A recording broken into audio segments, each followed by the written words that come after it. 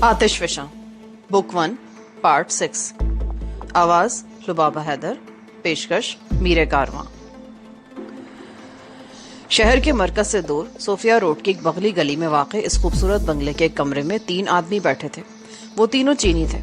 उनमें एक तो बहुत दुबला पतला था, कद भी 6 फुट से कुछ निकलता हुआ था, अंडे के छिलके की तरह बिल्कुल साफ और चिकना सर, मोटी मोटी आंखें जिनमें हल्की सी नीलाहट थी, गहरी भवें खमदार और दरमियान में आपस में मिली हुई थी।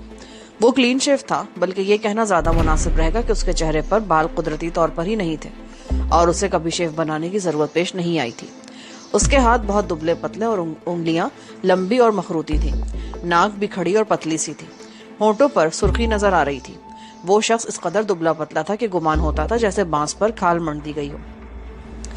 दूसरे दोनों आदमी मुतवस्त कदो कामत के मालिक थे। उनमें एक तो कदरे भारी भरकम था और दूसरा पहले आदमी की तरह दुबला पतला। उनके नक्कुश भी आम चीनियों जैसे ही थे। भारी भरकम आदमी के सर के बाल कदरे लंबे थे और गर्दन पर बिखरे हुए थे। उलझे हुए बालों को देखकर लगता था जैसे उसे कभी कंघा नसीब नहीं हुआ हो। उन दोनों ने जीन्स और सेंडू कट धारीदार टी शर्ट पहन रखी थी। उनका तीसरा साथी, जो बांस की तरह कदावर था, ब्राउन चमड़े की जैकेट पहने था जिसके बटन खुले थे और उसका बालों से बेनियाज सीना बरहना हो रहा था। उसने ब्राउनी रंग की पैंट पहन रखी थी जिसके तंग पांचे टखनों से चंद इंच ऊपर पिंडलियों में फंसे हुए थे। उसके बाएं हाथ की कलाई में स्टेनलेस स्टील का कड़ा नजर आ रहा था। उस वक्त रात के 2:30 बज रहे थे। चमड़े की जैकेट वाला वो दराज कामत चीनी बार बार घड़ी की तरफ देख रहा था। 1 घंटा हो चुका है, अब तक उन्हें आ जाना चाहिए था। वो अपने साथियों की तरफ देखते हुए बोला, अंदाज बड़बड़ाने वाला था। कोई गड़बड़ न हो गई हो मिस्टर किम? मोटे चीनी ने कहा। तुम लोगों ने उन कांस्टेबलों को कहाँ छोड़ा था? लंबे कद वाला बोला। वो बेहोश भी हुए थे या नहीं? बेहोश तो वैसे हुए थे कि सुबह से पहले होश में ना आ सके। हमने उन्हें डबलिन रोड पर एक खाली प्लॉट पर झाड़ियों में फेंक दिया था और मेरा ख्याल है कि वो सुबह से पहले किसी की नजरों में नहीं आ सकेंगे। उनकी तरफ से हमें कोई खतरा नहीं हो सकता। पुलिस की वर्दियों का क्या किया तुमने? वर्दियां उतारकर हमने गाड़ी में डाल दी थी। वो गाड़ी हमने प्लाजा सिंगापुर के करीब चोरी की थी। हुफांग वो गाड़ी छोड़ने गया है। वो गाड़ी किसी भी वीरान जगह पर छोड़कर अपने घर चला जाएगा। उसकी बीवी बीमार है। वो तो हमारे साथ जाने को तैयार ही नहीं था, लेकिन बीवी के इलाज के लिए उसे रुपयों की जरूरत है, इसीलिए वो आमादा हो गया था। तुम्हारे ख्याल में अगर सब ठीक है तो चांग और थांगचू अभी तक आए क्यों नहीं? किम बोला, ऐसे कामों में थोड़ी बहुत ताखिर तो हो ही जाती है मिस्टर किम। अभी वो मजीद कुछ कहना चाहता था कि बाहर किसी गाड़ी के रुकने की आवाज आई। मेरा ख्याल है वो लोग आ गए। डोएथांग नामी वो भारी भरकम शख्स उठ खड़ा हुआ। मैं देखता हूँ। डोएथांग कमरे से निकलकर राहदारी में तेज तेज कदम उठाता हुआ बरामदे वाला दरवाजा खोलकर बाहर आ गया। बाहर किसी गाड़ी का दरवाजा खुलने और बंद होने की आवाज आई। डोएथांग तेजी से आगे बढ़ा और उसने बाहर का दरवाजा खोल दिया, लेकिन दूसरे ही लम्हे उसे चौंक जाना पड़ा। कार से उतरने वाला चीनी लड़खड़ाता हुआ बंगले के गेट की तरफ बढ़ रहा था। उसने दायां हाथ बाएं कंधे पर जरा नीचे दबा रखा था। ए चांग, क्या हुआ? थांगचू कहाँ है? और वो लड़का? डोएथांग तेजी से उसकी तरफ बढ़ा। गड़बड़ हो गई, चांग ने कराहते हुए जवाब दिया। मुझे गोली लगी है, शायद हंसली की हड्डी टूट गई। बड़ी मुश्किल से यहाँ तक पहुंचा हूं। डोएथांग चांग को सहारा देकर अंदर ले आया। रोशनी में उसने चांग की तरफ देखा तो बुरी तरह बदहवास हो गया। चांग के कपड़े खून से तर हो रहे थे। उसका हाथ भी खून से लथड़ा हुआ था। ज्यादा खून बह जाने की वजह से उसके चेहरे पर मुर्दनी के आसार थे। डोएथांग उसे सहारा देकर कमरे के अंदर ले आया। सामने सोफे पर बैठा हुआ मिस्टर किम उसे देखते ही उछलकर खड़ा हो गया। उसका दूसरा साथी हुआंग भी एक झटके से उठकर बैठ गया। चांग की हालत देखकर उसकी आंखों में वहशत सी उभर आई थी। दराज कामत मिस्टर किम चांग की तरफ देखते हुए बोला, तुम्हारी हालत तुम लोगों की नाकामी की दास्तान सुना रही है। थांगचू कहाँ है? इसमें हमारा कोई कसूर नहीं है मिस्टर किम। हमारा अंदाजा गलत निकला। मकान के अंदर 3-4 आदमी थे जिन्होंने हम पर फायर खोल दिया। मुझे नहीं पता था कि थांगचू जिंदा है या मारा गया। मुझे गोली लगी। प्लीज डॉक्टर को बुला दो मिस्टर किम। डॉक्टर को बुलाने की क्या जरूरत है? तुम्हारा इलाज तो मैं भी कर सकता हूँ। शायद तुम भूल गए हो कि मैं भी क्वालिफाइड फिजिशियन और सर्जन हूँ। एक गैर कानूनी ऑपरेशन की वजह से मुझे अस्पताल से मुलाजमत से निकाल दिया गया, लेकिन अस्पताल से निकाले जाने का ये मतलब नहीं कि मेरे अंदर वो तमाम सलाहियतें भी खत्म हो चुकी हैं। तुम्हारा इलाज में ज्यादा बेहतर तौर पर कर सकता हूँ, लेकिन पहले मुझे तफसील से बताओ कि ये सब कुछ हुआ कैसे। किम ने उसके चेहरे पर नजरें जमाते हुए पूछा। हम प्रोग्राम के मुताबिक डोएथांग वगैरह के तकरीबन आधे घंटे बाद वहां पहुंचे थे। पुलिस वालों को अगरचे वहां से हटा दिया गया था, लेकिन हमें मालूम था कि प्रताप सिंह के 2 गार्ड्स छत पर बैठे रहते। मैं मकान के सामने वाले रुख से आगे बढ़ा और थांगचू मकान की पिछली तरफ चला गया। तकरीबन 10 मिनट बाद उसने मुझे मकान की छत पर से सिग्नल दिया। वो गार्ड्स पर काबू पा चुका था।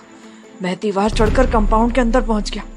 प्रोग्राम के मुताबिक मुझे सामने वाले रुख से और थांगचू को मकान के अकबी दरवाजे से अंदर दाखिल होना था। हमारे ख्याल में अब मकान के अंदर प्रताप सिंह और उस लड़के के सिवा किसी को नहीं होना चाहिए था, पर हमारा अंदाजा गलत निकला। मकान के अंदर प्रताप सिंह के अलावा कम से कम 2 आदमी और थे। उन्हें किसी तरह हमारी मौजूदगी की खबर हो गई। एक आदमी ने बरामदे वाले दरवाजे से फायरिंग शुरू कर दी। जवाब में मैंने भी फायर कर खोल दिया। मैं उस वक्त दरख्त की आड़ में था। अपनी पोजीशन बदलने के लिए मैं दरख्त से निकला तो एक गोली की जद में आ गया। शायद हंसली की हड्डी टूट गई। मैं बड़ी मुश्किल से वहां से निकल सका। तुम सिर्फ अपनी जान बचाकर भागे। मिस्टर किम ने उसे घूरा और कमरे में रखी हुई मेज के पीछे कुर्सी पर बैठ गया।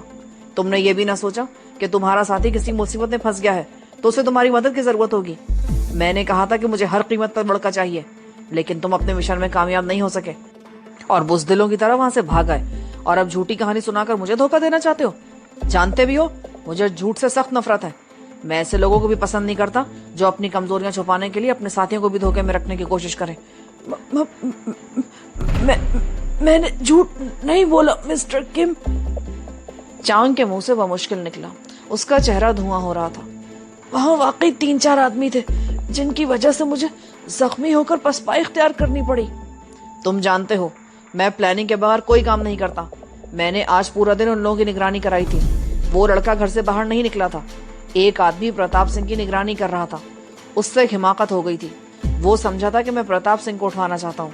वो मौका पाकर प्रताप सिंह की गाड़ी में छुप गया और उसने पिस्तौल के जोर पर प्रताप सिंह को अगवा करने की कोशिश भी की, पर कामयाब न हो सका और उसे अपनी जान बचाकर भागना पड़ा। उसके बाद प्रताप सिंह सीधा अपने घर गया था। उन्होंने खाना भी होटल से मंगवाकर घर में ही खाया था। उसके बाद से ना ही इनके घर से कोई बाहर गया और ना ही कोई उनके घर आया। और तुम बता रहे हो कि मकान के अंदर प्रताप सिंह के अलावा 2-3 आदमी मौजूद थे। तुम झूठ बोल के अपने आप को बचा नहीं सकते मिस्टर चांग। मिस्टर किम ने खामोश होकर मेज की दराज खोली और उसमें रखा हुआ पिस्तौल निकाल लिया। पिस्तौल की नाल पर साइलेंसर लगा हुआ था। उसके हाथ में पिस्तौल देखकर चांग कांप उठा।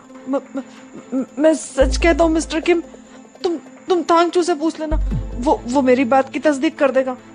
वो जिंदा होगा तो तुम्हारी बात की तस्दीक करेगा ना। अगर वो जिंदा होता तो तुमसे पहले यहाँ पहुंच चुका होता। प्रताप सिंह इतना बेवकूफ नहीं है। उसने थांगचू को भी ठिकाने लगा दिया होगा। और तुम्हारे लिए अब मेरे पास कोई गुंजाइश नहीं, बल्कि तुम जैसे झूठे और बुज़दिल आदमी की तो उस दुनिया में ही जगह नहीं है। मुझे माफ कर दो मिस्टर किम, डॉक्टर को बुला दो प्लीज। मैं ठीक हो जाऊंगा तो अपनी सलाफी की कोताही कर दूंगा। मैंने कहा था ना, मैं तुम्हारा इलाज किसी और डॉक्टर से बेहतर कर सकता हूँ, मिस्टर किम ने कहा और पिस्तौल वाला हाथ ऊपर उठा दिया। चांग अब भी गिड़गिड़ा रहा था। मिस्टर किम ने ट्रिगर दबा दिया। सट की हल्की सी आवाज उभरी और पिस्तौल से निकलने वाली गोली चांग की पेशानी में पेवस्त हो गई। चांग के मुंह से निकलने वाली चीख बड़ी खौफनाक थी। वो खड़े खड़े लहराया और फिर धड़ाम से नीचे गिर गया। उसकी पेशानी से बहने वाले खून की धार उसके चेहरे और गर्दन को तर करती हुई कालीन में जज्ब होने लगी। तुम्हें इतनी जल्दबाजी से काम नहीं लेना चाहिए था मिस्टर किम, डोएथांग ने उसकी तरफ देखते हुए कहा। चांग का अंजाम देखकर उसके चेहरे पर भी खौफ के तासुरात उभर आए थे। थांगचू से इस बात की तस्दीक तो कर लेते। क्या तुम मुझे बेवकूफ समझते हो? मिस्टर किम ने उसे घूरा। मेरी इस बात का यकीन कर लो कि थांगचू अब इस दुनिया में नहीं रहा। अगर तुम चाहो तो खुद वहां जाकर इस अमर की तस्दीक कर सकते हो। और हाँ, इसकी लाश को उठवाकर यहाँ से दूर किसी वीराने में फेंकाओ। लाश उठाने से पहले इसके लिबास की तलाशी ले लेना। जेबों में ऐसी कोई चीज नहीं होनी चाहिए जिससे इसकी शनाख्त हो सके। और तुम लोग भी अपने अपने ठिकानों तक महदूद रहोगे। मुझे किसी भी वक्त तुम लोगों की जरूरत पड़ सकती है। उसने पिस्तौल में इसकी दराज में रख दिया और अंदरूनी दरवाजे में दाखिल होकर दूसरे कमरे में चला गया। डोएथांग ने अपने साथी की तरफ देखा और फिर दोनों ने झुककर चांग की लाश उठाई और बाहर निकल गए। किम दूसरे कमरे में आकर एक सोफे पर नीम दराज हो गया। اس کے چہرے پر تھکن اور بیزاری کے آثار صاف نظر آ رہے تھے۔ اس کا سارا منصوبہ ناکام ہو گیا تھا۔ اس نے دارا سے اس لڑکی کو اغوا کرنے کے $50,000 لیے تھے، لیکن چانگ اور تھانگ چو کی کسی حماقت کی وجہ سے اس کا یہ منصوبہ کامیاب نہیں ہو سکا تھا۔ نہ جانے کیوں اسے یقین تھا کہ تھانگ چو بھی زندہ نہیں بچا ہوگا۔ کم سوچ رہا تھا کہ اگر اس کا یہ منصوبہ کامیاب ہو گیا ہوتا تو اس کے لیے آگے کے راستے کھل سکتے تھے۔ دارا سے اس کی ملاقات اگرچہ چند روز سے زیادہ پرانی نہیں تھی، لیکن ان دنوں میں ہی اس نے دارا کے بارے میں بہت سی معلومات حاصل کر لی تھیں۔ دارا یہاں کی ایک اور پارٹی سے مل کر پاکستان سے سنگاپور کے راستے سفید پاؤڈر کی اسمگلنگ کا منصوبہ بنا رہا تھا۔ وہ پانی کی طرح دولت بہا رہا تھا۔ دوسری پارٹی مقامی ہی تھی۔ کم مسٹر ہوئے کو بھی اچھی طرح جانتا تھا۔ وہ بظاہر ایک نائٹ کلب کا مالک تھا، لیکن اس کا اصل بزنس منشیات کی اسمگلنگ تھا۔ کچھ عرصہ پہلے تک گولڈن ٹرائنگل کی ایک دو پارٹیوں سے اس کے تعلقات تھے جن کی شراکت سے اس نے بہت کمایا تھا، لیکن چند مہینے پہلے وہ دوسری پارٹی کے ایک ایجنٹ کے ہمراہ بینکاک میں پولیس کے نرغے میں آ گیا تھا۔ اس وقت ان کے پاس تقریباً $2 ملین کا مال تھا۔ دوسری پارٹی کا ایجنٹ پولیس کے ہاتھوں مارا گیا تھا۔ کم بال بچا تھا۔ اس نے بڑی مشکل سے اپنی جان بچائی تھی۔ اسے $2 ملین کا وہ مال بہرحال چھوڑنا پڑا تھا۔ اس واقعے کے بعد دوسری پارٹی کے سربراہ سے اس کے تعلقات بگڑ گئے تھے۔ وہ امریکن ڈرگ مافیا کا ایک بہت بڑا ڈان تھا۔ اس کا خیال تھا کہ کم نے مال ہضم کرنے کے لیے یہ ڈرامہ کھیلا تھا۔ کم خود بھی بے حد خطرناک اور سفاک آدمی تھا، لیکن ڈان کے خوف سے وہ چھپتا پھر رہا تھا۔ اس نے ایک اور آدمی کو بیچ میں ڈالا جس نے امریکی ڈان کو یقین دہانی کرا دی کہ اس معاملے میں کم بالکل بے قصور تھا۔ وہ خود بڑی مشکل سے اپنی جان بچا کر بھاگا تھا۔ امریکی ڈان نے اپنے طور پر بھی اس معاملے کی تحقیقات کرائی تھیں تو یہ ثابت ہو گیا تھا کہ کم نے اس کے خلاف کوئی سازش نہیں کی تھی، لیکن وہ سمجھتا تھا کہ اسے $2 ملین کا یہ نقصان کم کی غفلت اور بے پرواہی کی وجہ سے ہوا ہے۔ اس نے کم کو معاف تو کر دیا، لیکن اس سے کاروباری تعلقات ختم کر لیے تھے۔ اس واقعے کے بعد کم اکیلا رہ گیا۔ اس کی ساکھ ختم ہو گئی تھی۔ اس پر لوگوں کا اعتماد ڈانو ڈول ہو گیا۔ بڑی پارٹیوں سے دور رہنے لگی۔ چھوٹی پارٹیوں سے اتنا پیسہ نہیں مل رہا تھا۔ کم جرائم کی دنیا میں زندہ رہنے کے لیے ہاتھ پیر مارنے لگا۔ وہ چھوٹے چھوٹے کام کرنے لگا اور پھر اسے ایک مڈل مین کے ذریعے دارا کے بارے میں معلوم ہوا۔ وہ مڈل مین بمبئی کا ایک ہندو نارائن پرکاش تھا۔ کم اسے بہت عرصے سے جانتا تھا۔ اس کا ہیڈ کوارٹر اگرچہ بمبئی میں ہی تھا، لیکن وہ اکثر و بیشتر سنگاپور آتا رہتا تھا۔ تقریباً 3 ہفتے پہلے کم سے اس کی ملاقات ہوئی تھی اور اس نے اسے دارا سے ملا دیا تھا۔ دارا کی باتوں سے کم کو اندازہ ہو گیا کہ وہ اس کے لیے اوپر چڑھنے کا ایک زینہ ثابت ہو سکتا ہے۔ دارا آسٹریلیا کو مال سپلائی کرنے کے لیے سنگاپور کو اپنا ہیڈ کوارٹر بنانا چاہتا تھا اور یہاں اسے کم جیسے آدمیوں کی ضرورت تھی۔ لیکن اس سے پہلے میں تم سے ایک اور کام لینا چاہتا ہوں، دارا نے کہا تھا۔ وہ کیا؟ کم نے سوالیہ نگاہوں سے اس کی طرف دیکھا۔ ہمارا ایک پرانا دشمن ہے جو آج کل سنگاپور میں موجود ہے۔ 12 سال پہلے وہ پاکستان سے بھاگ کر یہاں آ گیا تھا۔ اس کی وجہ سے ہمیں کروڑوں روپے کا نقصان اٹھانا پڑا تھا۔ ہم اسے تلاش کرتے رہے پر اس کا کوئی سراغ نہیں ملا۔ اب معلوم ہوا ہے کہ وہ سنگاپور میں موجود ہے۔ اس کی موجودگی ہمارے لیے خطرناک ثابت ہو سکتی ہے، اس لیے کام شروع کرنے سے پہلے اسے راستے سے ہٹانا ضروری ہے، اور یہ کام تم کر سکتے ہو۔ وہ کون ہے؟ کہاں رہتا ہے؟ کم نے پوچھا تھا۔ دارا نے اسے عابد علی، اس کی بیوی اور بچے کے بارے میں بتا دیا۔ پھر بولا، ان تینوں کا ختم ہونا بہت ضروری ہے۔ اگر ان میں سے کوئی ایک بھی بچ گیا نا تو ہمارے لیے مستقل خطرہ بنا رہے گا۔ ٹھیک ہے، تم چند روز میں ان کے بارے میں سن لو گے کہ اب دنیا میں ان کا وجود نہیں رہا، کم نے کہا۔ اور پھر کم نے 2-4 آدمی جمع کر لیے۔ ایک آدمی کے ذریعے وہ عابد علی کی نگرانی کراتا رہا۔ اس کے معمولات کا جائزہ لینے کے بعد وہ موقع کی طاق میں رہنے لگا، اور پھر اس روز وہ دارا کے پاس ہی بیٹھا تھا کہ اس کے ایک آدمی نے اطلاع دی کہ عابد علی اپنی بیوی اور بیٹے کے ساتھ ہوٹل ہالیڈے ان میں بیٹھا کھانا کھا رہا ہے۔ کم فوراً ہی اٹھ گیا۔ میں بھی تمہارے ساتھ چلوں گا۔ دارا بھی تیار ہو گیا۔ میں اپنے پرانے دشمن کو اپنی آنکھوں کے سامنے ختم ہوتا دیکھنا چاہتا ہوں۔ اور پھر وہ لوگ ایک کار میں بیٹھ کر ہوٹل ہالیڈے ان کی طرف روانہ ہو گئے۔ کار میں ایک آدمی پہلے سے موجود تھا۔ وہ یوریشین تھا۔ وہ لوگ ہوٹل کے باہر کار میں بیٹھے انتظار کرتے رہے، اور جب عابد علی اپنی بیوی اور بیٹے کے ساتھ ایک ٹیکسی میں بیٹھا تو ان کی کار اس کے تعاقب میں لگ گئی، اور جب عابد علی اپنے مکان کے سامنے ٹیکسی سے اتر کر ڈرائیور کو کرایہ ادا کر رہا تھا تو ان کی کار وہاں پہنچ گئی۔ دارا سب سے پہلے کار سے اترا۔ اس کے ہاتھ میں پستول تھا۔ کم اس وقت ڈرائیونگ سیٹ پر بیٹھا تھا۔ اس نے اپنی سیٹ پر ہی بیٹھے رہنا مناسب سمجھا، البتہ اس کے ساتھ ہی نیچے اتر کر عابد علی اور اس کی بیوی پر جھپٹ پڑے تھے، اور جب ایک اور کار گلی میں داخل ہوئی تو وہ لوگ انہیں چھوڑ کر فرار ہو گئے۔ کم اور دارا کا خیال تھا کہ ان کے آدمیوں نے عابد علی اور اس کی بیوی کے ساتھ ان کے بچے کو بھی ختم کر دیا تھا، لیکن اگلے روز اخبار میں خبر پڑھ کر کم سناٹے میں آ گیا۔ عابد علی کا بیٹا بچ گیا تھا۔ وہ اس واردات کا چشمدید گواہ تھا۔ اس نے انہیں دیکھا تھا۔ وہ ان میں سے کسی کو شناخت بھی کر سکتا تھا۔ اس لڑکے نے پولیس کو دارا کا نام بھی بتایا تھا۔ دارا کم پر برس پڑا۔ اس سے بڑی حماقت اور کیا ہو سکتی ہے؟ वो लड़का मेरे लिए मुस्तकिल खतरा बना रहेगा। उसने पुलिस को मेरा नाम भी बता दिया है। अगर मेरा चेहरा देखा होता तो मेरा हुलिया भी बता देता। वो लड़का सिर्फ तुम्हारे लिए नहीं, मेरे लिए भी खतरा बन गया मिस्टर दारा।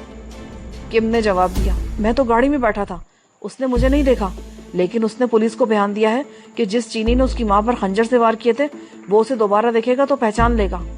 अगर उसने चीफांग को कहीं देखकर पहचान लिया तो पुलिस उसके जरिए मुझ तक आसानी से पहुंच जाएगी। तो फिर खत्म कर दो सपोलिये को।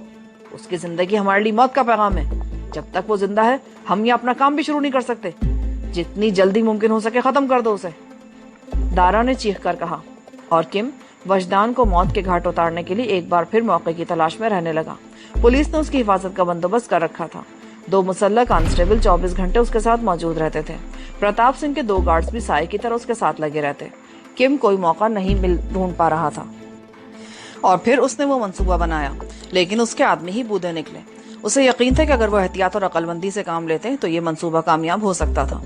चांग जख्मी होने के बाद बुज़दिलों की तरह भागकर यहाँ आ गया था और उसने झूठी कहानी सुनाकर किम को मुतमईन करने की कोशिश की थी, लेकिन किम जानता था कि वो झूठ बोल रहा है और उसे धोखा देने की कोशिश कर रहा है। ऐसा आदमी तो उसके लिए खतरनाक साबित हो सकता था, जबकि थांगचू के बारे में भी उसे यकीन था कि वो मारा जा चुका है। किम इस वक्त यही सब कुछ सोच रहा था। उसके शानदार मुस्तकबिल का दारोमदार इस बात पर था कि वो आबिद अली के बेटे को खत्म कर दे।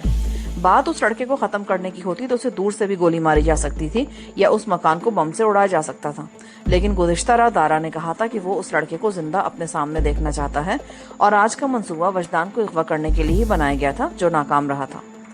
किम की सारी जिंदगी जराइम के अंधेरों में गुजरी थी। इब्तिदा में उसने छोटे छोटे जराइम किए थे। इस मैदान में उसके कदम जमते चले गए। उसने किराए के कातिल की हैसियत से भी काम किया था। उसे अब याद नहीं था कि वो कितने आदमियों को मौत के घाट उतार चुका था। उसका नाम दहशत की अलामत बन गया था। फिर वो मंशियात की स्मगलिंग की तरफ मुतवज्जो हुआ। इस धंधे में उसने खूब कमाया था। बाज इंटरनेशनल गिरोहों से ताल्लुकात भी इस्तेवार हो गए थे, लेकिन बैंकॉक में पेश आने वाले वाक़े के बाद उसकी साख खत्म हो गई थी। वो तबाही के दहाने पर पहुंच चुका था और अब उसे दोबारा अपने पैरों पर खड़ा होने का मौका मिल रहा था। किम अच्छी तरह जानता था कि गोल्डन ट्रायंगल के बाद मंशियात की पैदावार के हवाले से पाकिस्तान दूसरे नंबर पर था। यहाँ मंशियात के चंद ऐसे स्मगलर भी थे जो अमेरिका की ड्रग माफिया से भी ज्यादा ताकतवर थे। उनका माल दुनिया के कोने कोने में पहुंच रहा था। बाज नाम तो ऐसे थे जिन्होंने अमेरिका जैसी सुपर पावर को भी झंझोड़ कर रख दिया था। अमेरिका की बाज एजेंसियों के एजेंट उनकी तलाश में सरगर्दा थे। अमेरिका उन्हें गिरफ्तार करना चाहता था, लेकिन अमेरिकी एजेंट उनकी गर्द को भी नहीं पहुंच सके थे। उनकी ताकत का अंदाजा इस बात से भी लगाया जा सकता है कि पाकिस्तान की हुकूमत भी उनके सामने बेबस थी। नारायण प्रकाश के बारे में किम तो बहुत अच्छी तरह जानता था। वो भी एक इंटरनेशनल गिरोह का आदमी था और उसकी बातों से भी किम ने अंदाजा लगाया था कि दारा का ताल्लुक भी किसी बहुत बड़ी पार्टी से है। जो लोग सिंगापुर को बेस बनाकर ऑस्ट्रेलिया की मंडी तक अपना माल फैलाना चाहते हों, वो कोई मामूली पार्टी नहीं हो सकती थी और किम हर सूरत में उस पार्टी में अपनी जगह बनाना चाहता था। वो ये बात भी अच्छी तरह समझता था कि अगर ये मौका हाथ से निकल गया तो एक बार फिर वो अंधेरों में भटकता रहेगा। किम जैसे जैसे सोच रहा था उसका जहन उलझता जा रहा था। उसने उठकर अलमारी खोली और उसके निचले खाने में से प्लास्टिक का एक डब्बा निकालकर अपने सामने कॉफी टेबल पर रख लिया। वो चंद लम्हे गहरी नजरों से उस डब्बे को देखता रहा, फिर ढकना उठाकर एक तरफ रख दिया। उसमें प्लास्टिक की एक लंबी सी नलकी, फोर्टल के चंद छोटे छोटे ट्रे जो हाथ की हथेली से ज्यादा बड़े नहीं थे, स्टील रॉड की 3 टांगों वाला एक छोटा सा स्टैंड और एक प्लास्टिक की थैली रखी हुई थी जिसमें सफेद पाउडर नजर आ रहा था। उसके साथ ही एक लाइटर भी था। किम चंद लम्हे इन चीजों को देखता रहा, फिर उसने 3 टांगों वाला स्टैंड निकालकर मेज पर रख दिया। ये स्टैंड एक बारिश से ज्यादा ऊंचा नहीं था, लेकिन साख्त में ये उस स्टैंड जैसा था जो फोटोग्राफर्स कैमरा रखने के लिए इस्तेमाल करते हैं। अलबत्ता उसके ऊपर की खाली जगह थी। किम ने फोर्टल के एक ट्रे डब्बे में से निकालकर स्टैंड पर रख दी। वो उस जगह बिल्कुल फिट आ गई। उसने प्लास्टिक की थैली में चुटकी भर सफेद पाउडर फोर्टल की ट्रे के ऐन वस्त में रख दिया और प्लास्टिक की लंबी नलकी उठाकर मेज के करीब कालीन पर बैठ गया। उसने लाइटर जलाकर उसका शोला फोर्टल की ट्रे के नीचे कर दिया। चंद सेकंड बाद ट्रे में रखे पाउडर से धुआं निकलने लगा। किम ने प्लास्टिक की नलकी का एक सिरा नथनों से लगाया और दूसरा सिरा धुआं छोड़ते हुए पाउडर से जरा ऊपर रखकर सांस अंदर खींचने लगा। पाउडर से उठने वाला सारा धुआं उस नलकी के जरिए किम के फेफड़ों में मुंतकिल होता रहा। किम उस वक्त तक सांस खींचता रहा जब तक उसके फेफड़ों की कुव्वत ने उसका साथ दिया। उसकी आंखों में एकदम सुर्खी भर गई और पानी बह निकला। किम ने लाइटर मेज पर डाल दिया, प्लास्टिक की नलकी भी हाथ से छोड़ दी और बेसुध सा होकर कालीन पर दराज हो गया और लंबे लंबे सांस लेने लगा। मंशियात फरोख्त करने वाले खुद मंशियात इस्तेमाल नहीं करते। ये जहर तो वो दूसरों के खून में मुंतकिल करते हैं, लेकिन किम منشیات کے دھندے میں آنے سے پہلے منشیات استعمال کرنے کا عادی بن گیا تھا، لیکن جلدی اسے عقل آ گئی اور اس نے اس لعنت سے چھٹکارا حاصل کر لیا۔ وہ اس سے مکمل طور پر نجات حاصل نہیں کر سکا تھا۔ 3-4 مہینے بعد یا اس سے بھی طویل عرصے بعد جب وہ کسی ذہنی کرب میں مبتلا ہوتا تو اس طرح کش لگا لیا کرتا تھا۔ آج بھی وہ کچھ ایسے ہی ذہنی کرب میں مبتلا تھا۔ اس ایک کش سے اسے بڑا سکون ملا۔ وہ تقریباً 20 منٹ تک قالین پر پڑا رہا، پھر اٹھ کر صوفے پر بیٹھ گیا۔ اس وقت وہ اپنے آپ کو بڑا ہلکا پھلکا سا محسوس کر رہا تھا۔ اس کی آنکھیں سرخ ہو رہی تھی اور وہ جانتا تھا کہ یہ سرخی صبح تک برقرار رہے گی۔ اس نے سامنے دیوار پر لگی گھڑی کی طرف دیکھا۔ 4 بجنے والے تھے۔ وہ ڈوئے تھانگ کے بارے میں سوچنے لگا۔ اس سے کہا گیا تھا کہ چانگ کی لاش کو ٹھکانے لگانے کے بعد صورتحال معلوم کر کے اسے اطلاع دے، مگر ابھی تک اس کی طرف سے کوئی خبر نہیں ملی تھی۔ پھر 4:15 بجے کے قریب صوفے کے قریب سائڈ ٹیبل پر رکھے ہوئے فون کی گھنٹی بجی۔ وہ اٹھ کر صوفے کے دوسرے کنارے پر آ گیا اور فون کا ریسیور اٹھا لیا۔ ڈوئے تھانگ بول رہا ہوں مسٹر کم۔ یس، کیا رپورٹ ہے؟ کیا معلوم کیا تم نے؟ تھانگ چو مر چکا ہے، اس کے سر میں 2 گولیاں لگی ہیں۔ میں نے اسپتال میں اس کی لاش دیکھی ہے۔ پرتاپ سنگھ کا ایک گارڈ بھی مارا گیا ہے اور دوسرا گارڈ اسپتال میں بے ہوش پڑا ہے۔ اس کے بارے میں یقین سے نہیں کہا جا سکتا کہ وہ زندہ بچ جائے گا یا وہ بھی ختم ہو جائے گا۔ تھانگ چو کی موت کا مجھے پہلے ہی یقین ہو چکا تھا۔ میں صرف ایک بات جاننا چاہتا ہوں، ان دونوں گارڈز کے علاوہ پرتاپ سنگھ کے بنگلے میں کتنے آدمی تھے؟ کوئی نہیں تھا، بنگلے کے اندر پرتاپ سنگھ اکیلا تھا، ڈوئے تھانگ نے جواب دیا۔ تھانگ چو چھت پر دونوں گارڈ سے نمٹنے کے بعد عقبی دروازے سے بنگلے میں داخل ہونے میں کامیاب ہو گیا تھا۔ اس کی لاش راہداری میں ملی ہے۔ وہ غالباً پرتاپ سنگھ کے ہاتھوں مارا گیا۔ چانگ زخمی ہونے کے بعد فرار نہ ہوتا تو یہ مشن کامیاب ہو سکتا تھا۔ کامیاب ہو سکتا تھا، لیکن چانگ بزدل نکلا۔ کم نے اس کے الفاظ دہرائے۔ گولی لگنے کے بعد وہ وہاں سے بھاگ نکلا اور غالباً اس کے فرار ہی کی وجہ سے تھانگ چو کو بھی اپنی جان سے ہاتھ دھونے پڑے۔ اگر وہ دونوں ہوتے تو اس وقت وہ لڑکا ہمارے قبضے میں ہوتا اور ہم اپنی کامیابی کا جشن منا رہے ہوتے۔ بہرحال میں نے چانگ سے نجات حاصل کرنے کا جو فیصلہ کیا وہ غلط نہیں تھا۔ ایسے بزدلوں کی میرے پاس کوئی جگہ نہیں۔ ہاں واقعی تمہارا فیصلہ درست تھا مسٹر کم۔ اب میرے لیے کیا حکم ہے؟ ڈوئے تھانگ، تم اپنے ٹھکانے پر چلے جاؤ، ضرورت پڑی تو میں فون کر دوں گا۔ کم نے یہ کہتے ہوئے ریسیور رکھ دیا اور صوفے کی پشت سے ٹیک لگا کر آنکھیں بند کر لی۔ اس وقت چانگ کو زخمی حالت میں اپنے سامنے دیکھ کر اس نے صورتحال کا جو اندازہ لگایا تھا وہ بالکل درست ثابت ہوا۔ چانگ کی بزدلی کی وجہ سے تھانگ چو کو بھی اپنی جان سے ہاتھ دھونے پڑے تھے، لیکن اسے ان دونوں کی موت کا کوئی افسوس نہیں ہوا۔ افسوس تو اسے اس بات کا تھا کہ اس کا شکار اس کے ہاتھ نہیں لگ سکا تھا اور پرتاپ سنگھ سے دشمنی الگ ہو گئی تھی۔ وہ پرتاپ سنگھ کو جانتا تھا، وہ ایک بزنس مین تھا، اس کے تعلقات بہت اوپر تک تھے۔ کئی پولیس آفیسروں سے تو اس کی ذاتی دوستی تھی اور یہ اتفاق تھا کہ اس کیس کو چیانگ شو ڈیل کر رہا تھا اور پرتاپ سنگھ کی چیانگ شو سے بڑی اچھی دوستی تھی۔ چیانگ شو کو بھی وہ بہت اچھی طرح جانتا تھا۔ وہ بہت گھاگ پولیس آفیسر تھا۔ وہ جس کے پیچھے لگ جاتا اسے سلاخوں کے پیچھے پہنچائے بغیر اسے چین نہیں پڑتا تھا۔ لیکن اس وقت کم کے لیے نہ مسئلہ پرتاپ سنگھ تھا اور نہ ہی انسپیکٹر چیانگ شو۔ سب سے بڑا مسئلہ تو دارا تھا۔ وہ اسے کیا جواب دے گا؟ کم کی اس ناکامی سے دارا اس سے بددل ہو سکتا تھا اور دارا کے بددل ہونے کا مطلب یہ ہوتا کہ اس کا مستقبل تاریک ہو جائے گا۔ یہ سب کچھ سوچتے ہوئے کم کا ذہن ایک بار پھر الجھنے لگا۔ وہ رات بھر کا جاگا ہوا تھا، اب اس کی آنکھوں میں جلن ہو رہی تھی اور کنپٹیاں بھی سلگنے لگی تھی۔ اس نے گھڑی کی طرف دیکھا، 5:30 بج رہے تھے۔ اس نے آنکھیں بند کر لی اور تھوڑی ہی دیر بعد وہ صوفے کی پشت سے ٹیک لگائے بیٹھے بیٹھے سو گیا۔ ٹیلی فون کی گھنٹی کی آواز سے وہ جاگ گیا۔ اس نے آنکھیں کھولنے کی کوشش کی تو یوں لگا جیسے مٹھی بھر مرچیں آنکھوں میں جھونک دی گئی ہوں۔ بڑی شدید جلن ہو رہی تھی۔ اس نے بڑی مشکل سے آنکھیں کھول کر گھڑی کی طرف دیکھا، 7:30 بج رہے تھے۔ وہ صرف 2 گھنٹے سویا تھا۔ دل تو چاہا کہ دوبارہ آنکھیں بند کر لے اور صوفے پر لیٹ جائے، لیکن ٹیلی فون کی مسلسل گھنٹی بجتی چلی جا رہی تھی۔ اس نے بادل ناخواستہ ہاتھ بڑھا کر ریسیور اٹھایا۔ جی فانگ بول رہا ہوں مسٹر کم۔ اس کی ہیلو کے جواب میں ایک بھاری آواز اس کے کانوں سے ٹکرائی۔ چیف فانگ، کیا بات ہے؟ تم اس وقت کہاں ہو اور فون کیوں کیا ہے؟ میں کلب میں ہوں، مسٹر دارا اس وقت یہاں موجود ہے اور وہ فوری طور پر تم سے ملنا چاہتا ہے۔ دارا؟ کم سیدھا ہو کر بیٹھ گیا۔ دارا کا نام سن کر اس کے دماغ میں دھماکے سے ہونے لگے۔ بالآخر دارا کو بھی اس کی ناکامی کی اطلاع مل گئی تھی اور وہ اس کے نائٹ کلب پہنچ گیا تھا۔ دارا سے اب تک جتنی ملاقاتیں ہوئی تھی وہ اس کے نائٹ کلب والے دفتر میں ہی ہوئی تھی۔ کیا وہ آفس میں بیٹھا ہوا ہے؟ نہیں، میں نے اسے نیچے استقبالیہ روم میں بٹھا دیا ہے۔ میں نے اسے یہ نہیں بتایا کہ تم کہاں ہو۔ چیف فانگ نے جواب دیا۔ ٹھیک ہے، اس سے کو انتظار کرے، میں آ رہا ہوں۔ کم نے فون بند کر دیا۔ اس کا دل چاہ رہا تھا کہ سو جائے، لیکن وہ دارا کو ملاقات سے انکار کر کے اسے ناراض نہیں کرنا چاہتا تھا۔ وہ چند لمحے صوفے کی پشت سے ٹیک لگائے بیٹھا رہا، پھر اٹھ کر باتھ روم میں گھس گیا۔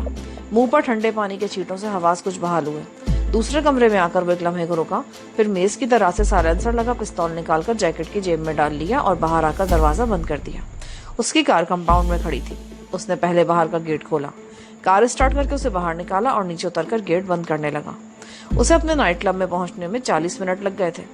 رات پچھلے پہر 3 بجے تک تو کلب میں زندگی کے ہنگامے جاری رہتے تھے، لیکن اس وقت یہاں الو بول رہے تھے۔ وہ کار سے اتر کر اندر چلا گیا۔ دارا کلب کے استقبالیہ میں صوفے پر بیٹھا تھا۔ اس کے سامنے دوسرے صوفے پر چیف آنگ بھی بیٹھا اونگ رہا تھا۔ وہ کلب ہی کے ایک کمرے میں رہتا تھا۔ رات 3 بجے کلب بند ہونے کے بعد نوکروں کے ذریعے کام سمیٹتے ہوئے 4 بج جاتے۔ اس کے بعد وہ سونے کے لیے چلا جاتا اور دن کے 11 بجے سے پہلے کبھی نہیں رکتا تھا۔ پر آج دارا نے اسے سویرے سویرے اٹھا دیا تھا۔ دارا کے چہرے پر بھی بیزاری کے تاثرات تھے اور آنکھوں میں سرخی بھی تیر رہی تھی، جس کا مطلب تھا کہ وہ بھی رات بھر نہیں سو سکا۔ مسٹر کیم، دارا خشمگین نگاہوں سے اسے دیکھتے ہوئے بولا، میں نے تمہاری آزمائش کے لیے تمہیں کام دیا تھا، لیکن تم ابھی تک کچھ نہیں کر سکے۔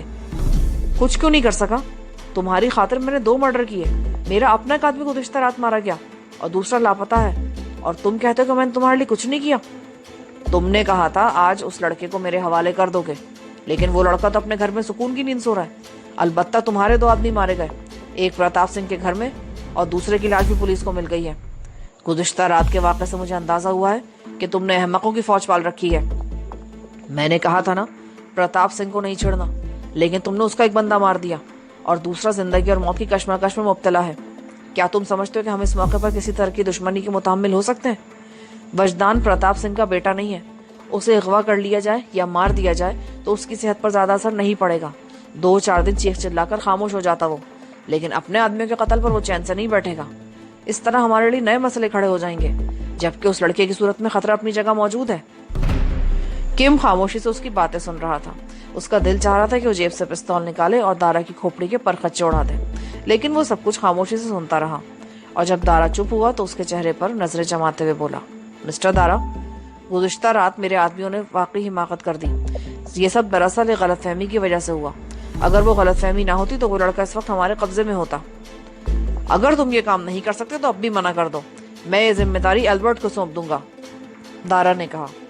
البرٹ کے نام پر کم چوکے بغیر نہ رہ سکا۔ وہ دوگلی نسل کا تھا، باپ انگریز اور ماں چینی۔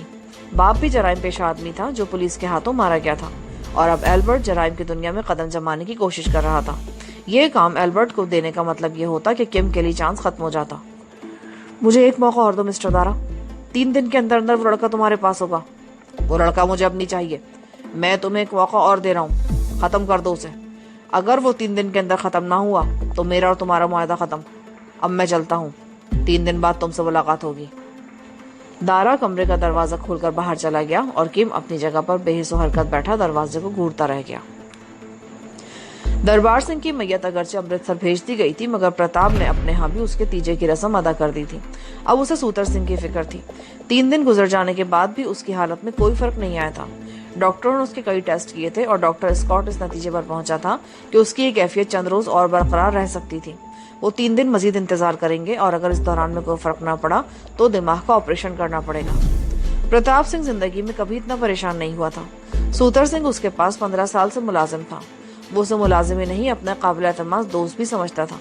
دربار سنگھ کی موت اور سوتر سنگھ کی حالت پر وہ خون کے آنسو بہا رہا تھا، لیکن بے بس تھا۔ بہرحال اس نے یہ طے کر لیا تھا کہ سوتر سنگھ کے علاج کے لیے وہ کوئی کسر نہیں اٹھا رکھے گا۔ دوسری طرف اسے وجدان کی بھی فکر تھی۔ یہ تو قسمت اچھی تھی کہ وجدان بچ گیا۔ اگر وہ چینی اسے اپنے ساتھ لے جانے میں کامیاب ہو جاتا تو یقیناً مار دیا جاتا، لیکن عین وقت پر عقل نے اس کا ساتھ دیا اور اس کا نفسیاتی حربہ کامیاب ہو گیا۔ اگر اس کے چیخنے پر وہ چینی پیچھے مڑ کر نہ دیکھتا تو وہ بھی وجدان کو نہیں بچا سکتا تھا۔ ان کے خلاف یہ کارروائی باقاعدہ پلاننگ کے تحت کی گئی تھی اور وہ اچھی طرح جانتا تھا کہ اس کے پیچھے دارا کے سوا اور کوئی نہیں ہو سکتا۔ دارا نے مقامی چینی گنڈوں کی خدمات حاصل کر رکھی تھی اور وہ خود چھپ کر بیٹھ گیا تھا۔ پرتاپ سنگھ نے پہلے تو یہی پروگرام بنا رکھا تھا کہ وہ وجدان کو دارا سے بچانے کی کوشش کرتا رہے گا اور براہ راست کسی تصادم سے گریز کرے گا، لیکن اب اس نے اپنا پروگرام تبدیل کر دیا تھا۔ دارا نے براہ راست اس پر حملہ کیا تھا۔ اس کا ایک آدمی مارا گیا تھا اور دوسرا مفلوج ہو گیا تھا۔ اب خاموش بیٹھے رہنا اس کے لیے ممکن نہیں تھا۔ اس کے بنگلے میں مرنے والے چینی کی شناخت ہو گئی تھی. وہ ایک تھرڈ ریٹ گنڈا تھا. عرب اسٹریٹ اور لٹل انڈیا جیسے علاقوں میں دادا گیری کر کے لوگوں سے 4 پیسے اینٹھ لیتا تھا. زیادہ تر ہندوستانی، پاکستانی اور ملیشین باشندے اس کا شکار بنتے تھے. بعض چھوٹی دکانوں سے اس نے ہفتہ بھی باندھ رکھا تھا، لیکن وہ کئی مرتبہ لوگوں سے پٹ بھی چکا تھا. کبھی وہ اپنے 1-2 ساتھیوں کے ساتھ مل کر رازنی اور لوٹ مار کی وارداتیں بھی کرتا تھا. ہندوستان اور پاکستان سے آنے والے کھیپی بڑی آسانی سے اس کا شکار بن جاتے تھے. ایک مرتبہ وہ پکڑا گیا تھا اور اسے 3 مہینے کی سزا ہوئی تھی.